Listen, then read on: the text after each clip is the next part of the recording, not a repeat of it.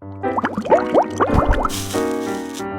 guys, it's Jeff from Pressure Luck. And you know, at the core of everything I do, I want to make sure that you are in your kitchen feeling comfortable and feeling like you got this. You can do this. This isn't going to be hard. Cooking should never be hard. It's inevitable that it might cause you some stress every so often. You might tell people as they're coming in and around you, get out of here! But I'm telling you, at the end of the day, you should feel great after you've made something, and it doesn't have to be hard to get there. We're going to make one of the most classic and iconic things anyone can eat, and that's going to be scrambled eggs. But how do you properly scramble your eggs? How do you do that? So after going through all these methods, my grandmother, when I used to watch her, my grandma loved me, she rests in peace growing up, she used to take a fork and literally scramble it in the skillet or the frying pan, and that's just not how you do it. So, you know, I did my own research, and the wonderful, legendary Alton Brown has this, you know, wonderful, wonderful way to do it. And I kind of did an adaptation of his version when I first saw it, where it's not about a fork at all, but it's about a spatula and just a little bit of folding. This getting under there, folding. You're gonna see how easy this is. It takes about 2 minutes to do. It's like the easiest thing ever. And you even get a little bit of exercise during it when you do the whisking part. It's a little bit, you know, it helps with the muscles. See that? Look at how, not very defined. Anyway, you're gonna see right to the pan. We're gonna make the most amazing, most easy, most fluffy and pride-worthy. You're gonna have a lot of pride when you make these scrambled eggs. Let's go and crack some eggs open just like I'm gonna snap my finger. It kinda sounds like that, you know? Let's go. So the very first ingredient to scrambled eggs are gonna be, well, you guessed it, the eggs. And thankfully, at the time of this video, which is being shot just after the 4th of July of 2023, egg prices have gone back to a normal price, which is wonderful. So I'm taking advantage of that while I can. I'm taking 4 large eggs, but you can use extra large, jumbo. It really doesn't make that much of a difference at all in the situation. In fact, I'm not gonna say it makes any difference at all, but I'm using 4 large eggs, and I just like to use large eggs for my eggs. And then crack them into a bowl, just like so. Of course, if any shell gets in there, fish it on out. So to take your eggs to that fluffy next level amazingness, what you wanna do is you wanna add some dairy. In this case, I wanna use either heavy cream, which I'm using half and half, or milk. You can absolutely use a 2% milk, even a skim milk, or you can use a non-dairy milk, such as almond, soy, oat. Those are fine too, just make sure the non-dairy milk is unsweetened. But the general rule is about 1 tablespoon per 2 eggs, or half a tablespoon per egg, okay? So since I'm using 4 eggs, I'm using 2 tablespoons. 6 eggs, I would be using 3 tablespoons, and 8 eggs, 4 tablespoons, which is also a 1/4 cup. You get the gist. It's a half a tablespoon, or 1½ teaspoons are equivalent per egg. All right, put that in there. As well as a 1/4 teaspoon of seasoned salt, okay? You can also use, I like using Tony Chachere's, which is like a southern style type salty, spicy, Louisiana Creole Cajun seasoning type deal. You can use that for a little bit of a kick, but a 1/4 teaspoon per 4 eggs. So if I was using 2 eggs, I would use 1/8 of a teaspoon. If I was using 1 egg, I would just do a little pinch, okay? You can also add pepper if you want. It's totally up to you. And now I'm gonna take my whisk and I am going to beat these eggs. And I wanna get in there and do this for about a solid 45 seconds because I want my eggs to be nice and fluffy here. Okay, whisking your eggs is kind of a critical part to also making sure you have nice fluffy eggs, so don't skimp out on that. And now I'm gonna go to my stove and I'm gonna add a non-stick. I can't stress that enough. Make sure it's non-stick. It's gonna make your life so much easier. Frying pan, all right? And then to that, I'm going to add in 1½ teaspoons or a half a tablespoon of salted butter. And now if I was gonna be using up to 8 eggs here, I would go for 1 tablespoon, but I really wouldn't exceed 1 tablespoon. So if you're going for a dozen eggs, just leave it at 1 tablespoon. You might want a slightly larger frying pan though. All right, so now I wanna heat my stove up and go up to about like medium high. All stoves are slightly different, so just make sure that you just get it to a medium high, whatever your stove is for that. And as our butter is melting, just like swirl it around, see what I mean, so it kind of distributes evenly. And once our butter is totally melted, let's make sure we just keep an eye on it and just wait and see until it begins to just slightly bubble, because then that's our cue to add our eggs. All right, and now we have a little bit of a light bubble going on here, just like a little bit of a flow, like a pop, pop, pop. That's perfect. Now take our egg mixture and just pour it directly inside of the pan. And as soon as we pour our eggs into the pan, we're gonna time this for 1 minute. because we don't want to do anything for a minute. Let it sit there for a minute, and again, this should be on medium-high. It's like around a 6 or an 8 out of 10 or so. And after that minute of the egg not doing anything but just resting in the pan, you're going to want to take, not a fork, do not get a fork.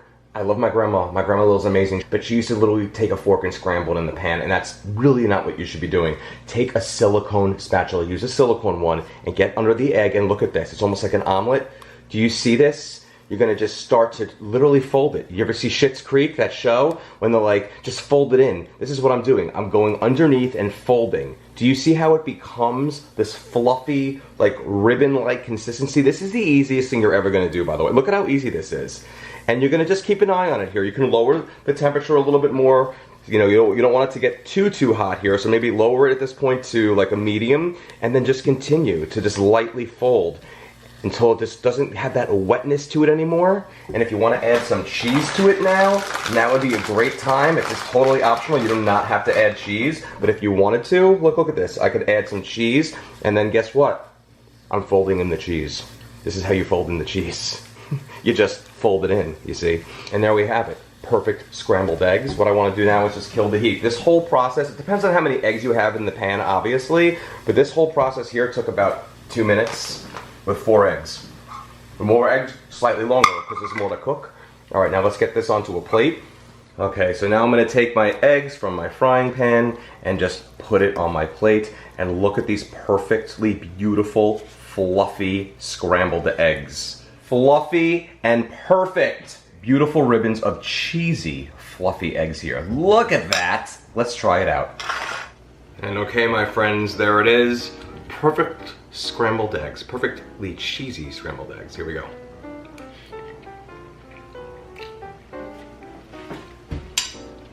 It just don't get any better, or easier, or quicker. These scrambled eggs are next level delicious. It's all about the fluff. It's really, they're scrambled eggs, but they're not actually scrambled. You see, they're really folded eggs, right? You don't ever get a fork as far as I'm concerned. I've tried this before. Not only do you scratch up your pan when you're trying to scramble them in the, it's all about that spatula. You want to take that spatula and then patula your eggs. You know, like just pat them, fold them, do everything like that. And then you're gonna get, look at this, beautiful, perfect scrambled eggs. Light as a pillow, or pillow. Now, do you know who loves eggs? Richard does. So Richard, why don't you come on over here and show everybody. Well, first of all, I love his shirt. Isn't that a cute shirt? And he looks so cute. He looks so handsome. He's so handsome. All right, so these are scrambled eggs that I just made in 2 minutes. Tell me what you think.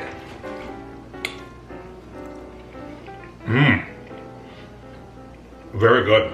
Like just the right amount of salt. Fluffy. Which is important. And buttery. Yeah, because you had that butter in there. The camera died in the middle of Richard being here, so, and he had to go back and do a work call. So let me tell you something about the dairy situation here with eggs. A lot of people think that eggs are in the dairy family because they're in the dairy section of the market, right? And you're the cheeses and the milk and all that. But it's not, right? It's not, because for something to be dairy, it needs to have some sort of milk form to it. Whether it's milk or cheese, sour cream, anything like that, right? But eggs, no, they just come from a chicken, they're an egg. So if you're not into dairy or you can't handle it or tolerate it, instead you can use ghee, which is an Indian clarified butter, which has no milk solids. And you can either make your own, or you can just simply buy it in the market, that's fine. You make it by just literally boiling butter and watching it carefully so it doesn't burn, and the milk solids come off and you put it through a sieve. I actually have a recipe for it in my lighter blue Instant Pot cookbook. Or you can even use margarine. So that's your solution there. And for the milk, you can use, like I said, a non-dairy milk if you want. It might not be quite as rich, but it's still gonna add some fluff to this stuff. You know what I mean? Now this recipe is as basic as they come, and it's not an Instant Pot recipe, which I've kind of came onto the scene doing Instant Pot stuff when I first started, but I do have 4 cookbooks for the Instant Pot, which are all bestsellers, surreal, and every single recipe in all of my books has gorgeous color step-by-step photos for every recipe, as well as a final shot of what everyone looks like, as well as a timing bar, so there's no guesswork in any of my books. If you don't have an Instant Pot, you should get one. They're pretty great. However, it's not all about that in the kitchen. You can do anything in the kitchen, especially using that stove and this frying pan or a skillet. Dust it off, make some eggs. Now this is a bunch of eggs. You know, honestly, I would I personally look at it as 2 eggs per serving, right? Like about 2 eggs is about right. You could even just do 1 egg, but you'll see all the ratios, like I said, in the video while I was telling you how to do it. That's all in the written recipe. So by the way, all my written recipes are at pressurelovecooking.com. Make sure you check out that page for sure. You can also see my cookbooks there. You can get them anywhere books are sold online or in stores. If the store doesn't have it, if it's going to a local indie store, ask them. They'll order it for you most likely. Also, facebook.com/pressurelovecooking. Make sure you give that page a nice old like, because I like you right back. Because there's great stuff there. You don't want to miss anything. And Instagram, follow me there at Pressure Love Cooking. You can also find me on YouTube, where every single one of my cooking videos live, and all that fun stuff. Thank you so much again, guys. And the next time you want to make a very quick and very tasty and very impressive little meal here without being too long on your legs, well, just make this recipe for fantastic and fluffy scrambled eggs. Enjoy.